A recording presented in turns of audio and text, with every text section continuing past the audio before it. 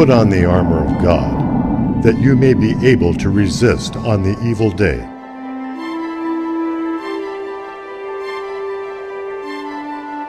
Hello and welcome to the Armor of God, where we help you outfit yourself for spiritual battle. The show title comes from St. Paul's letter to the Ephesians, chapter 6, where he instructs us to prepare for spiritual warfare by putting on the whole armor of God. Now we're going to proceed each week with very basic points about the Catholic faith. So far in our first 3 episodes, we've talked about God, His nature, and that He is man's natural end. Today, we're talking about one of the actions of God, creation, and specifically creation in the spiritual realm, the angels. Our first task is to understand what is meant by creation. Like so many issues when we speak of God, it's difficult for the human mind to grasp some concepts. Creation is one of these concepts. The word, in Latin it's creatio, means to bring something into existence from nothing. So one instant there is nothing, and the next instant there is something. How does this happen? Simply because the all-powerful God wills it. So when something is created, there is no pre-existing reality. It simply begins to exist, whereas the moment before, it did not. In the spiritual realm, this is very hard for us to imagine because the spiritual world does not have matter. We can kind of imagine something in the material world just suddenly appearing, materializing we call it, but for us to imagine something without matter and materializing is impossible because it doesn't have matter, much less for us to imagine something without matter just suddenly coming into being. Because we are composed of matter and our daily experience always involves the material world, we see things in terms of the material. This is what the word imagine means. We form an image, a picture of something in our minds. Only material objects can be imagined, or better yet, perhaps imaged by us. So when we begin talking about the spiritual world, and specifically angels, we have to understand that anything we picture is going to be vastly limited. So let's talk for a moment about the images, the mental pictures we have of angels. Most of our images come from artists' imaginations. They often picture angels with wings and light or halos, and quite frequently with harps or battle attire. Of course, angels have none of these things because they do not have bodies. But the artists' renderings do speak to some truths about the nature of angels. What is an angel? An angel is a pure spirit created by God without a body that possesses intellect and free will. Now, with the exception of the body part, that sounds an awful lot like man. And actually, men and angels have a lot in common. But they also differ in some very important ways as well. And let's talk about those differences first. Because they do not have bodies and are pure spirits, angels exist in the immaterial world, a world or realm without matter. It is an entirely different form of existence from how we live. Because there is no matter, there is not time as we understand it. Time is a measurement of change, and change only happens to objects or beings that have matter. We humans grow up and grow old. We change. Angels never grow up and they never grow old. They don't undergo physical change because they don't have a physical presence or a physical body to undergo that change. Without matter, there is no need for time. Change happens over time to matter. No matter, no change, no time. So angels, like God, exist outside of time. In fact, time is kind of a foreign concept to angels. They understand and comprehend that time is natural to the material world, but they are unaffected by it. So what does existing outside of time mean? Well, frankly, quite a lot. For example, this means that an angel can never change its mind. It can never repent. If it has sinned, neither can it sin once it has committed to God. Whatever free will decision an angel makes, it makes it forever. There is no turning back because there is never the next moment. There is never the next moment because there was never the previous moment. In fact, there are no moments at all, just as there are no seconds or minutes or hours or days or weeks or years or centuries. Those are each measures of time, and angels do not exist in a realm that has time. It's a little mind-blowing when you think of it or try to think of it. The immaterial world, the realm of the angels, the spiritual universe exists as one continuous, never-ending, eternal present, what theologians call the eternal now. No change, just one everlasting moment without beginning and without end. When you think of it, it must be this way. If there was change, then there would be some moments that would be incomplete in themselves, imperfect, and that is not possible in the realm of God. So angels live in the eternal now with God, always present to Him, never resting because they have no need for rest, never changing because there's nothing of them that can undergo change the way we think of change. What does all this mean for the angelic beings? It means that when we talk about the spiritual faculties of an angel, we're talking about intellect and free will in a different sense than we possess it. Their intellects, their minds, do not learn over time and build up and accumulate knowledge as ours do. They don't need to first understand numerals and then later on comprehend number values and then learn about arithmetic and multiplication tables and eventually algebra and calculus and geometry. Angels understand and comprehend all of that from their first instant of existence. There is nothing in the material world that an angel does not already apprehend with its mind from its first moment of being.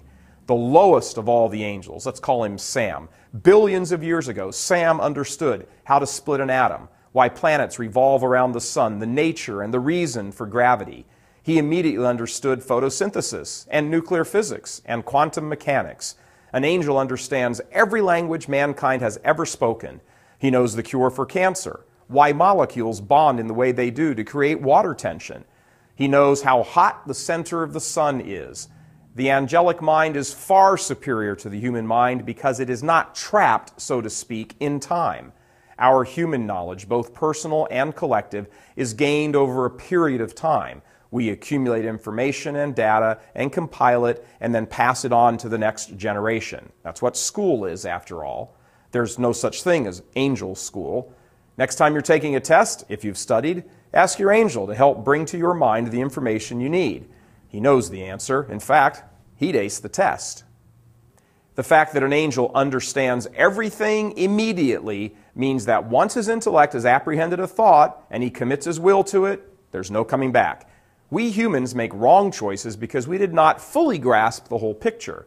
We got bad information or didn't understand it correctly. But those elements can change. There's that word again, by the way, change. Those aspects can change because we are in time.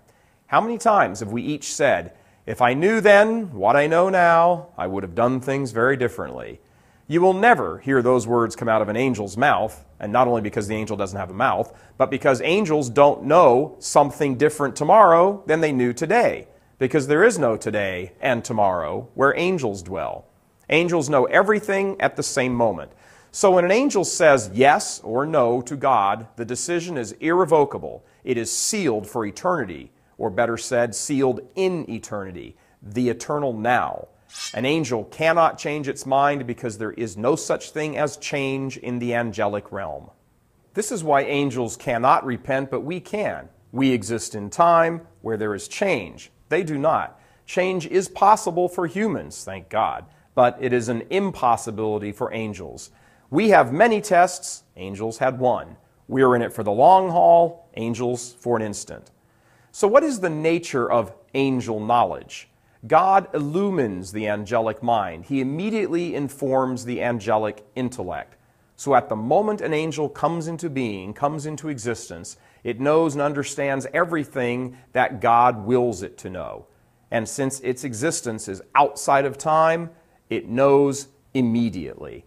So angels know immediately and completely from the first instant of their creation. Their minds, their intellects understand all that is revealed to them. This does not mean that each angel has the same capacity for knowledge. Their intellects are not infinite. Only God's intellect is infinite. There is among the angels a hierarchy based on capacity for knowledge. We humans might be tempted to think of this in terms of smart and smarter. That's an okay understanding as long as we don't slip into the false notion that there are dumb angels. There aren't.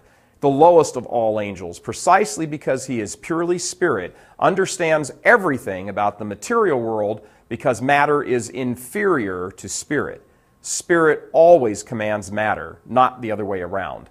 Likewise, angels are always more powerful, more intelligent, more insightful than human beings on earth. Always. No human thinks like an angel. They are far superior to us in all things of the material order. So with these brilliant minds, we can ask, how do they communicate with each other? How do they move from one place to another? Since they have no bodies, they do not have mouths and ears. They do not need to express their thoughts with vocabulary and words which travel through the air and then need to be deciphered by brains. They simply think to each other, what we would call telepathic communication. They communicate by thought, purely and simply. And it is a case of the higher angels illumining the minds of the lower angels. By higher and lower, we mean greater and lesser capacities of intellect. The angels with the greater capacity for intellect are the ones nearest to God.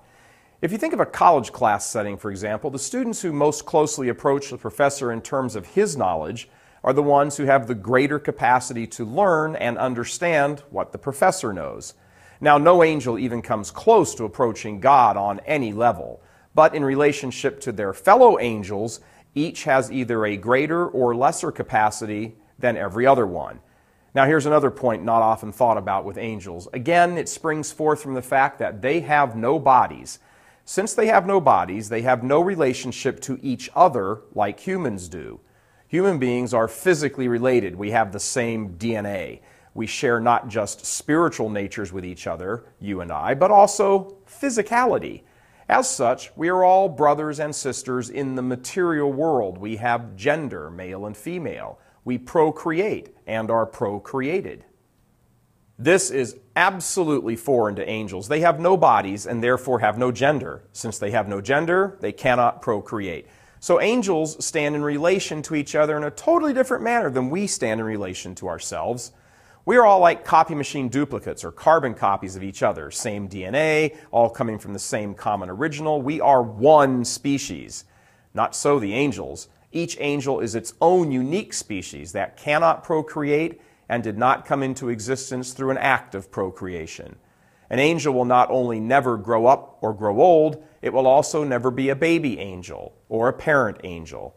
Each one is created directly and only by the hand of God.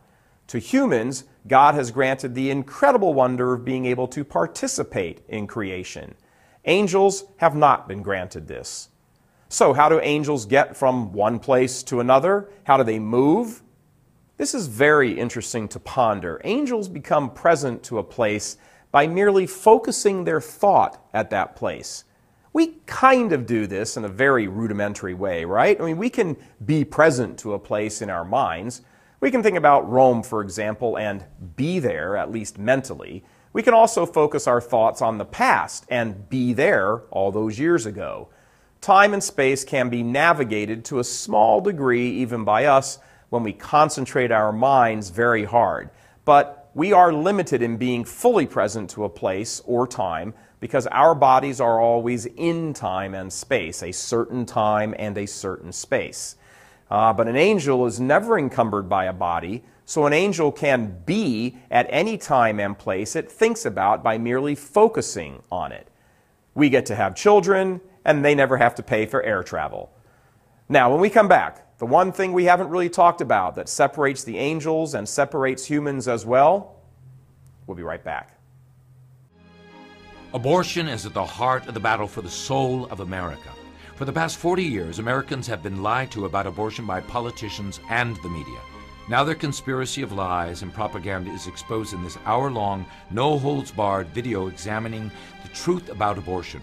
Learn how the news media purposely withhold all the facts about abortion. See for yourself how Hollywood and TV twist people's minds to accept abortion, and learn the dollars and cents truth that abortion is destroying the nation's economy. It's all in this hour-long DVD special, The Cost of Abortion. For just $20, you'll receive this gripping DVD